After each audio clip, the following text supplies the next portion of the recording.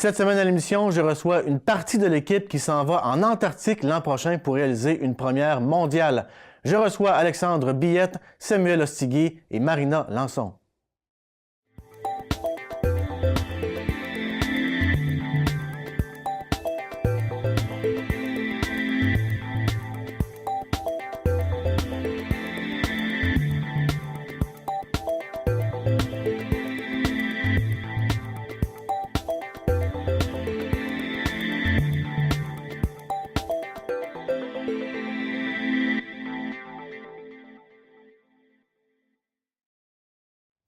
Alexandre Billette, bonjour.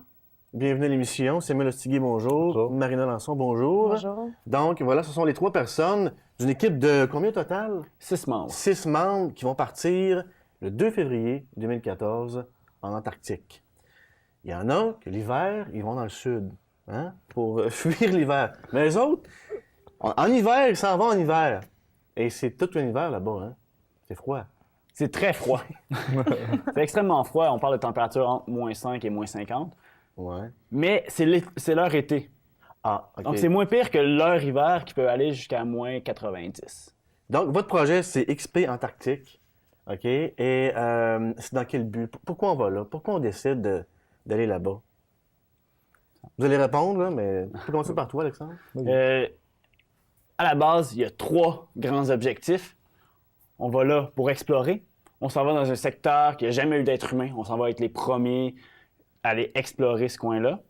On veut documenter aussi. On est en partenariat avec des chercheurs de l'Université de Québec à Montréal, l'UQAM, Jean Boucher et Alain Steve Comtois. Et on veut inspirer en collaboration avec Rêve d'enfant. On parraine un jeune puis on veut chercher à inspirer un maximum de gens à croire à leurs rêves. Ouais, c'est les ouais, 3 ouais. objectifs de base du projet.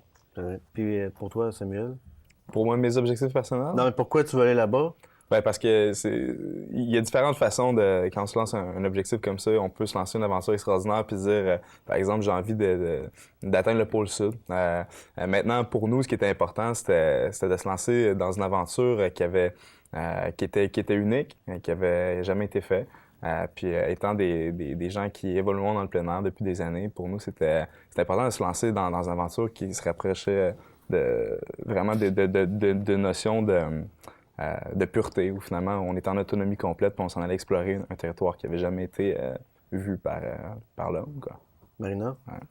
Ouais. Pour moi, c'est ça, la base du projet. L'idée est sortie de là, dans le fond. C'est un territoire inexploré. La manière dont on y va aussi, c'est particulier. On ne se fait pas déposer en avion. On va faire une traversée à la voile et un retour aussi à la voile, chose qui ne se fait pas vraiment pour cet endroit-là.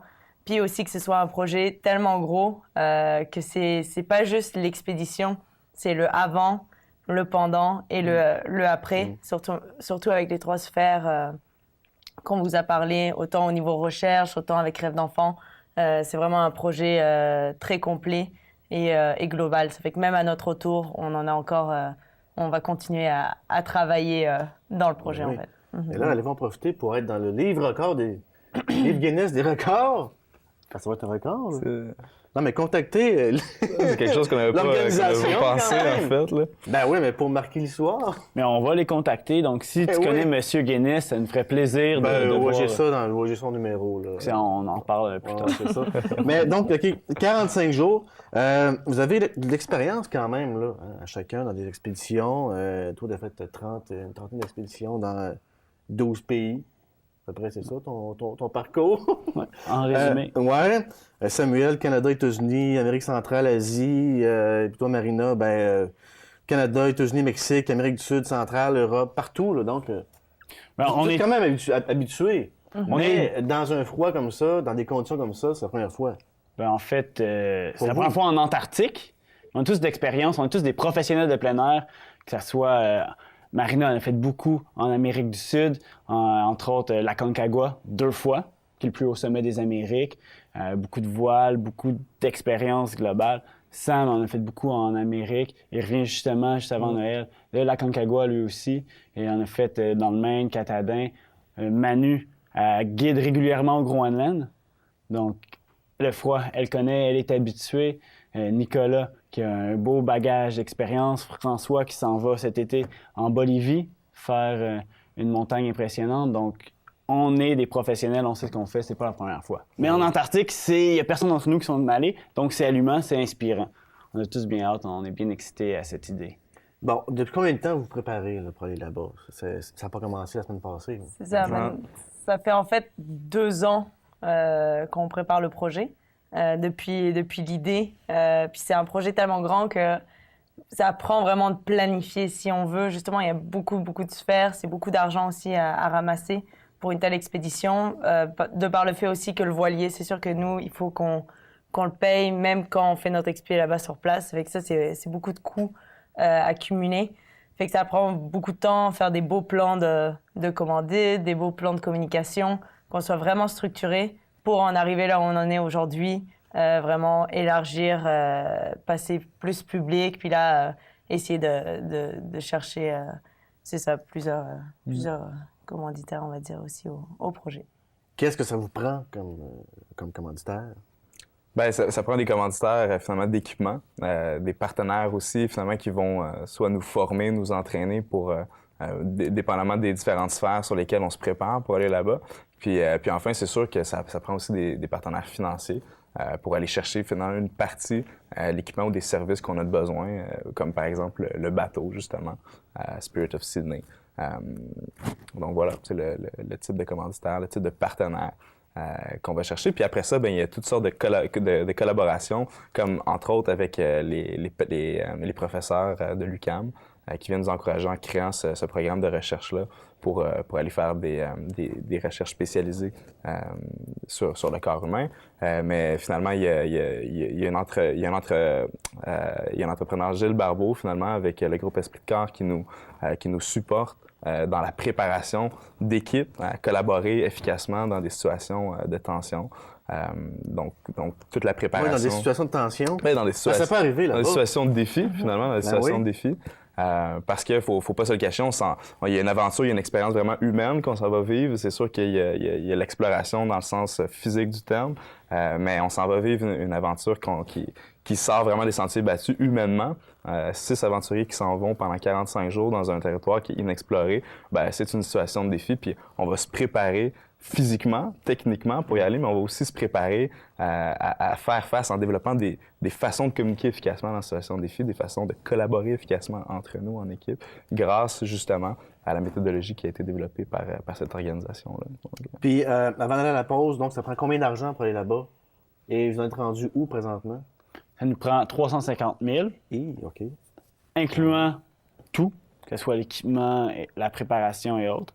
Puis on en est rendu qu'on a plusieurs partenaires, que ce soit Esprit de corps, que ce soit Sirius ou autres téléphones satellites. Puis on est justement en recherche de partenaires monétaires importants présentement. C'est ce qu'on cherche. Parfait. Après la pause, on va continuer à parler de ce beau projet-là. Peut-être en détail, là, comment ça va se passer du jour 1 au 45, mais en sautant quelques étapes.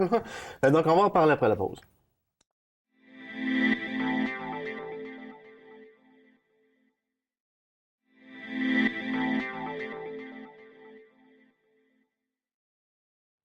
De retour à l'émission, je reçois une partie de l'équipe de XP Antarctique qui s'en va là-bas en Antarctique le 2 février prochain, 2014. Et donc, le 2 février, vous partez de Ushuaia en Argentine, c'est ça? Avec un bateau qui s'appelle Spirit of Sydney. Juste me dire, à qui appartient ce bateau-là? Ça appartient à Daryl et Kath, qui sont 2 Australiens qui, eux, c'est leur métier. Ils offrent un support aux expéditions en Antarctique. C'est leur métier. C'est leur métier. C'est ça que tu me disais tantôt. Ils font que ça, prêter leur bateau ou accompagner. C'est ça, accompagner des expéditions. Ouais. Eux, c'est tout ce qui est la logistique. Parce qu'en fait, il y a plusieurs expéditions qui vont là-bas, mais généralement, c'est des expéditions qui vont aller, mettons, proche de la péninsule. Et généralement, les gens qui vont faire des expéditions d'alpinisme, ils vont débarquer pour 1 ou 2 journées maximum et après ça, revenir au voilier, en fait. Fait que là, eux, Kat et Daryl, ils font vraiment le support technique, ils vont leur faire à manger, tout ça. Nous, ce qui nous différencie, c'est vraiment que on veut traverser à la voile. En fait, on part de Ushuaia, qui est au sud, la pointe de Patagonie, au sud de l'Argentine. Le plus bas. Le plus bas, la ville la plus... Le point le plus bas exactement, en Amérique. La ville la plus au sud. Ouais. Puis de là, en fait, on va traverser le passage Drake, qui est dans le fond le passage le plus mouvementé sur la planète. Fait que quand à chaque fois il y a des courses de voiliers vraiment qui font le tour du globe, ben, c'est toujours ce passage-là qui est le plus violent parce que c'est vraiment là où il y a le plus de courant Ça brasse. à contresens qui vont se croiser. Ça fait que ça peut être des vagues de 10-15 mètres facilement. Vent, pluie, Tout. pas la Tout. neige aussi, peut-être? Non. Tout. Non, Ah non, oui, tout en même temps. Ouais, non, c'est Un cocktail, vraiment, un cocktail exact. météo. Fait qu'on C'est s'en notre va premier dans- défi, ça. c'est ça. Traverser, C'est le c'est premier notre défi. Ben, défi. déjà, c'est ça part raide. Hein? Exactement. Et le retour va être encore plus intéressant étant donné qu'on sera déjà, j'imagine, fatigué de notre expédition. Ouais. Ça fait qu'on s'en va faire ça 2 fois. Mais Bon. le plan, c'est de traverser ce passage-là. Une fois qu'on est Combien de rendu... temps ça prend? ça va prendre entre 4 et 7 jours de voile. Ça va Ah, dépendre oui. des conditions. OK. C'est un voilier de course. Ça fait que il va essayer de... Selon les conditions, ça peut quand même aller assez rapidement, mais on ne peut pas prévoir trop d'avance. Et après ça, ben, nous, c'est dans le fond, une fois qu'on aura traversé ça, on s'en va faire une expédition en autonomie complète, c'est-à-dire sans ravitaillement, sans rien d'autre. C'est-à-dire on part avec des traîneaux faire une expédition d'1 mois sur le continent d'Antarctique. Alex, il pourra vous expliquer les détails. Une fois qu'on a fait notre premier défi qui est de se rendre jusqu'en Antarctique en voilier, notre deuxième défi, c'est d'embarquer sur le continent. Et ça va dépendre de la banquise. Fait qu'il va falloir gravir sur la banquise. À parler des traîneaux, donc 2 traîneaux chacun. On parle d'un total de 70 kilos chaque à traîner. Et on veut monter la première chaîne de montagne avec tout notre matériel pour atteindre le plateau glaciaire. Et on traverse ça, on parle d'un 100 km sur le plateau pour arriver au secteur qui est notre objectif, qui est l'endroit où il n'y a personne qui est allé jusqu'à maintenant. Et c'est là qu'on va aller faire de l'alpinisme, aller faire des sommets qui sont encore vierges. Fait que c'est notre objectif. On se rend là, on se fait un camp de base, on se promène et on revient vers le voilier par la suite. C'est un trajet de 100 km? De traverser sur le plateau avant d'atteindre. OK. Donc, c'est 1700 km de voile. Ensuite, il faut monter sur la banquise, monter sur le plateau, qui est déjà là extrêmement difficile parce qu'on parle de glacier, on parle de crevasses, on parle de terrain dangereux, on parle de bons défis. On se rend sur le plateau. Une fois qu'on est sur le plateau, c'est le désert blanc, c'est le blizzard, c'est le vent, Ouais, c'est les le conditions froid. là-bas. C'est glacial. Il vente, il fait froid. L'Antarctique, c'est le continent le plus froid, le plus venteux, le plus élevé et le plus sec sur la planète. Le plus de tout. Là. C'est Voilà. ça, c'est Tout, sauf C'est la ça. pluie. Ah non, ça, c'est non. Il pleut pas, c'est sûr. Mais, donc, OK. Et là, qu'est-ce qu'on mange là-bas? Hein? Intéressant, ça. Ouais. On mange beaucoup, on a besoin d'énergie. Ouais. Et pour le moral, c'est important de manger quelque chose de bon. Fait qu'on va tout préparer la nourriture à l'avance. Et c'est ce qu'on mange, mais on peut manger pas mal n'importe quoi. Tous les repas que tu manges à la maison, ou presque, on peut les déshydrater. Et nous, sur place, on rajoute de l'eau et ça revient à la base, comme c'était avant. On mange très bon, que ce soit des crevettes, du poulet, des légumes, du riz, des pâtes. Moyen de bien manger sur place. Ce qui est super intéressant, ce qui est super excitant aussi, c'est que tout ça va être documenté, que ce soit la préparation, donc dès maintenant, dans le fond, dans les prochaines semaines, on va commencer à tourner, on va commencer à filmer. Et puis, mais quand on va être sur le terrain, sur place, que ce soit la partie en voilier, que ce soit la partie d'alpinisme, que ce soit la partie d'évolution finalement sur le continent, ou que ce soit ce qu'on mange, par exemple, tout ça va être documenté parce que l'objectif, ben, c'est sûr, il y a un objectif, nous, de se déplacer puis d'accomplir un exploit physique en montagne, puis sur le continent antarctique, mais il y a l'objectif aussi d'inspirer toute une communauté de gens qui ont décidé de supporter le projet puis de suivre le projet parce qu'eux autres, ils croient que c'est possible de réaliser de grands rêves, des défis extraordinaires quand on travaille efficacement en équipe puis qu'on collabore ensemble comme ça. Donc par ce documentaire-là, par ce film-là, on va être capable de ramener des images finalement qui vont servir au plus grand nombre puis qui vont permettre à d'autres finalement de rêver, tu sais. Il va être présenté où, quand, comment? C'est juste pour votre équipe interne, les partenaires, bien sûr, c'est ça? Mais... Ouais, c'est sûr que notre objectif, Festival de films de Banff, Ah qui est oui? le plus gros festival de la sorte au Canada. Donc, c'est l'objectif. On le produit avec cette vision-là. Et il y a plusieurs autres festivals un peu partout sur la planète qu'on aimerait être présent. Et pour les recherches que vous allez faire là-bas, parce que vous allez en faire des recherches Ouais. scientifiques? Scientifique. OK, ça va être quoi votre protocole? C'est quoi vous allez chercher là-bas? Des traces de vie, il y en a de la vie, mais comme tu me disais, Non. c'est de Mais la vie recherche, microscopique. Ouais, ça va être sur l'adaptation du corps humain aux conditions extrêmes et à quel point que ça affecte nos performances, que ce soit nos performances physiques ou psychologiques, la façon qu'on pense et autres. Donc, c'est le projet de recherche en collaboration avec des chercheurs de l'UQAM. Donc, on n'amènera pas de microscope sur place. Non, hein, ça. Non, c'est ça. Ce serait pas très pratique. Sinon, on Et, serait dans des bases scientifiques, sinon... Ouais, c'est ça. Et puis, ben voilà, est-ce que vous êtes pas mal prêts ou il reste beaucoup de choses à faire? Ben, j'imagine, hein? dans le fond, la préparation est amorcée depuis 2 ans et demi. Ouais, c'est ça. Et puis, elle va continuer jusqu'au 2 février. Il y en tu sais. a beaucoup à faire, Il y j'imagine. a énormément de préparation à faire, c'est sûr, que ce soit techniquement, comme on disait, logistiquement, au niveau de la bouffe, mais humainement aussi, entre nous, on est des gens qui se connaissent, mais on va continuer à s'assurer de mettre ce qu'il faut en place pour que ce soit un succès aussi au niveau de l'équipe, puis qu'on soit capable justement d'entrer en communication avec les gens, d'avoir des collaborations super efficaces, super pertinentes avec nos collaborateurs, avec nos partenaires, avec la communauté aussi de gens qui nous supportent. Parfait. Après la pause, on va jouer au jeu. Connais-tu ton Antarctique? Oh yeah! Parce que vous allez là-bas, c'est important de connaître l'endroit où vous allez. Hein? Bon, C'est clair. on va jouer à ça après la pause.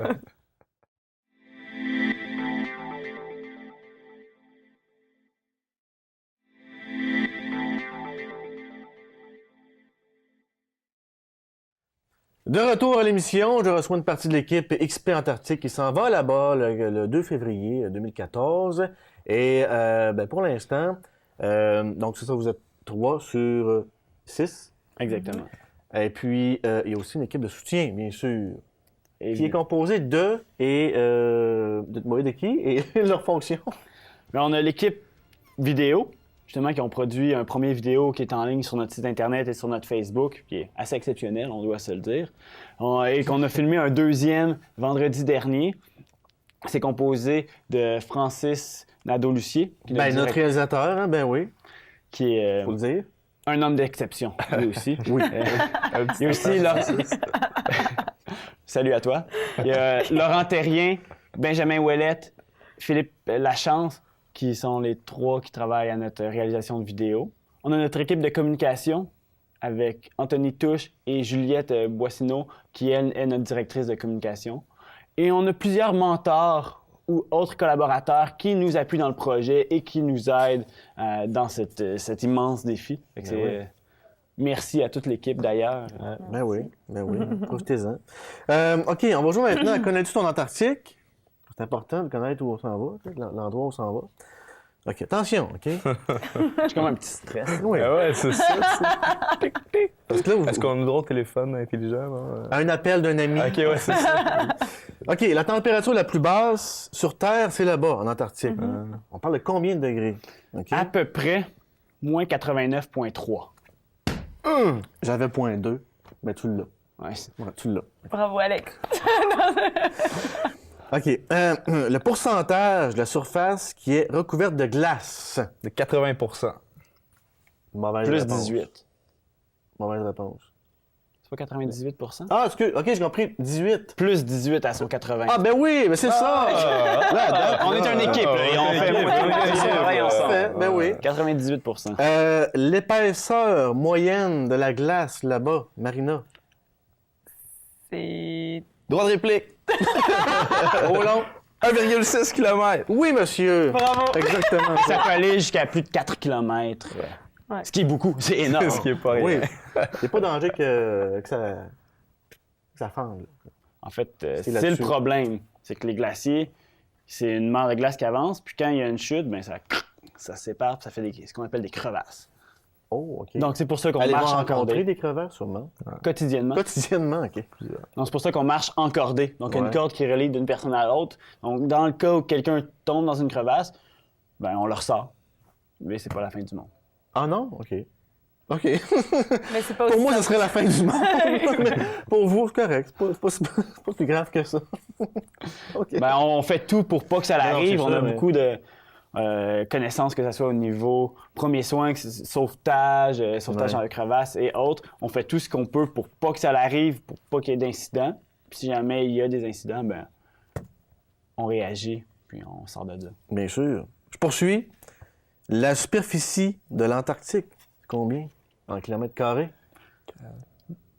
14 millions? Ben oui. 14 millions de C'est ça. kilomètres. Non, c'est ça. Vous connaissez votre coin de pays là-bas. Ensuite, l'Antarctique contient le sommet le plus élevé. Non, c'est le continent le plus élevé du monde. Combien de mètres? Le plus haut sommet de l'Antarctique ou la moyenne? Non, c'est le continent le plus élevé au monde. En nombre de mètres, c'est combien? L'élévation moyenne Ouais. du continent antarctique. C'est une question un peu délicate parce que t'as 98%, Je savais. 98% qui est recouvert de glace. Donc ta question, est-ce que tu parles de l'altitude moyenne de la glace ou du terrain en dessous de la glace? Oh, on va la sauter, celle-là. 2300 mètres l'élévation de l'Antarctique. C'est très haut. C'est haut, là, quand Ouais, même. Et c'est tout. Bravo! On a-tu passé? Oh oui! Oh yeah! Ben oui, quand même. Ben oui, félicitations. Je m'excuse, j'ai pas de prix à gagner, simplement la fierté. Ah, Bon. c'est bon. On va vivre avec. Ben oui. Ben, je suis un peu plus fier tout d'un coup. Ensuite, je voulais, bon, est-ce que, ben, vos peurs, OK? La plus grande peur là-bas, ça peut être quoi, là? Ben donc, avez-vous peur? Mais Oui ou non? le courage, c'est pas l'absence de peur. Mm.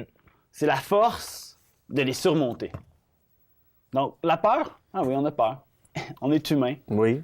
Mais il faut que tu utilises cette peur-là, pas comme un frein, mais comme un moteur qui te pousse à te dépasser et à aller plus loin. Fait que oui, on a plein de peurs, mais on sert de ça justement comme motivation à aller plus loin. Les plus grands dangers là-bas, c'est quoi? C'est la météo? On parlait des crevasses tantôt, les Ouais. crevasses en est un. La météo, c'en est Le certainement un froid, autre. parce que vivre quand même un mois dans le froid en total, ça c'est sûr que c'est important de bien savoir se gérer soi-même, gérer sa chaleur, parce que là-bas il n'y a pas d'autres sources de chaleur. C'est pas je vais rentrer au chalet ou je vais rentrer un petit peu dans le voilier parce que là j'ai trop froid. Là c'est on va camper tout le long. Ça fait que c'est sa gestion aussi.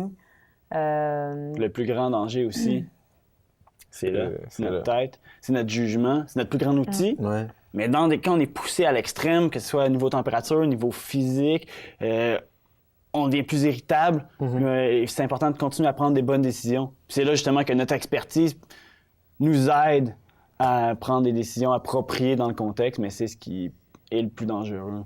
Puis Alexandre parlait d'irritabilité, puis ce qui va caractériser le succès de l'expédition, c'est pas seulement de traverser à la voile, de traverser la péninsule, de monter un sommet qui n'a jamais été grimpé, puis de revenir, tu sais. C'est sûr que ça va permettre de terminer l'aventure, mais l'objectif de communiquer, de travailler à inspirer une communauté, de revenir ensemble, puis c'est sûr que si on revient, puis j'ai dit, tu sais, Marina a dit « Ah, c'était le fun, mais Sam, il m'a tapé ses nerfs tout le long de l'expédition parce qu'il y avait froid, parce qu'il avait faim, puis parce qu'il était irritable. » Ben, ça sera pas un succès pour nous. On va l'avoir fini, l'expédition, mais ça sera pas un succès, tu sais. Fait qu'un des critères de succès, c'est justement qu'on revienne, puis qu'on a l'impression qu'on a tout mis en œuvre pour collaborer efficacement ensemble aussi, tu sais. Ben avant le retour, ça prend encore des moyens financiers, matériels, et là, donc, lancer une invitation. Tu viens de Mercier, hein? Je viens de Donc, Mercier. encourager la région là-bas, qui se rend là-bas. Ah, t'es porteur de la région, hein? Je suis fier, Mercier-Roi. Ben oui.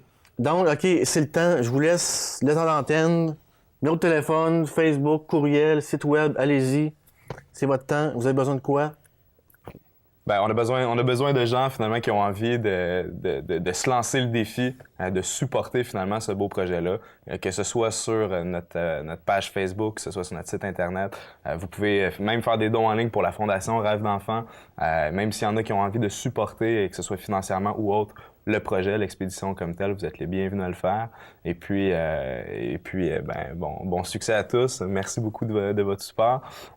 C'est sûr qu'on a besoin d'argent, on a besoin de matériel, on a besoin d'encouragement aussi. Puis au plaisir de vous rencontrer sur ce long chemin, sur cette belle aventure. Donc, Facebook. XP Antarctique. Si Francis c'est gentil, il va mettre ça ici quelque part, OK? L'adresse. Est-ce qu'on peut vous écrire aussi? Ben, votre site web aussi. Le site web xpantarctique.com. Vous allez trouver tous nos coordonnées, que ce soit courriel, numéro de téléphone, il y a quelqu'un qui peut répondre en tout temps. Appelez de jour ou de soir préférément.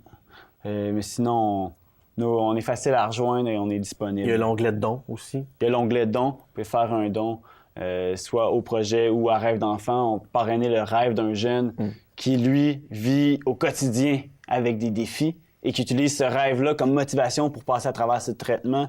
Donc, c'est une inspiration pour nous, en fait. Ben oui.